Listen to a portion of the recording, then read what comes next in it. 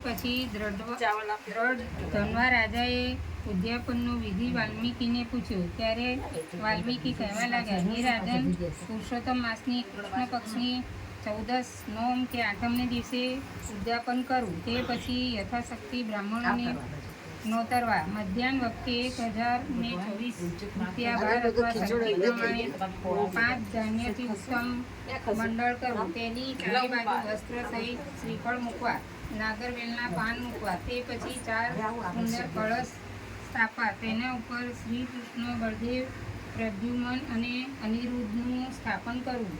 વ્રતના પ્રારંભમાં કળશ સહિત સ્થાપેલા શ્રી કૃષ્ણ અને રાધાને લાવી મંડપની મધ્યમાં સ્થાપવા.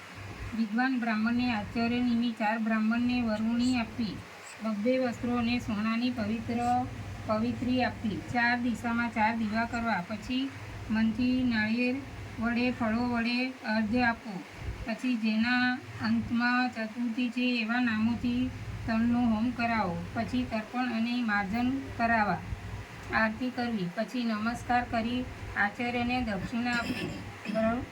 વરુણી કરેલા બ્રાહ્મણોને ઘંટા આભૂષણ સાથે વાછરડાવાળી ગાય આપવા, ઘીનું તથા તેલનું દાન કરવું. સ્ત્રી પુરુષોને વસ્ત્ર સહિત ઉમા મહેશ્વરની મૂર્તિ દેવી, 8 પ્રકારના પદ તથા પગરખાનું દાન કરવું. શ્રીમદ ભાગવત આપવું. વળી 30 કુંડલાથી ભરેલા કાંસાના વાડકાઓ આપવા.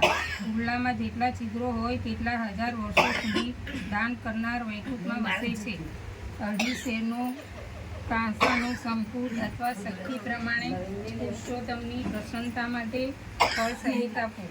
નિમંત્રેલા સ્ત્રી સહિત બ્રાહ્મણોની પૂજા કરી જમાડવા, પછી તેમને વિદાય કરી સ્ત્રીયાનમ અને યશ નૃત્ય વગેરે મંત્રોથી પુરુષોત્તમ ભગવાનની ક્ષમા માંગવી. મહાભૂતોને અન્ન વહેંચી સ્વજનો સાથે જમવું. રાત્રે જાગરણ કરવું અને રાધા સહિત પુરુષોત્તમનું વિસર્જન કરવું. ત્યારબાદ આચાર્યની મૂર્તિ સહિત દાન કરવું. શક્તિ પ્રમાણે અન્નદાન કરવું. આ વ્રત કરનાર ક્યારેય પણ દુઃખ પામતો નથી, તેમની મનોકામના પૂરી થાય છે, અંતે પૂર્વજો સહિત વૈકુંઠમાં જાય છે. ઇતિ શ્રી બૃહન્નારદીય પુરાણમાં પુરુષોત્તમ માસ ઉદ્યાપન નામનો 25મો અધ્યાય સંપૂર્ણ.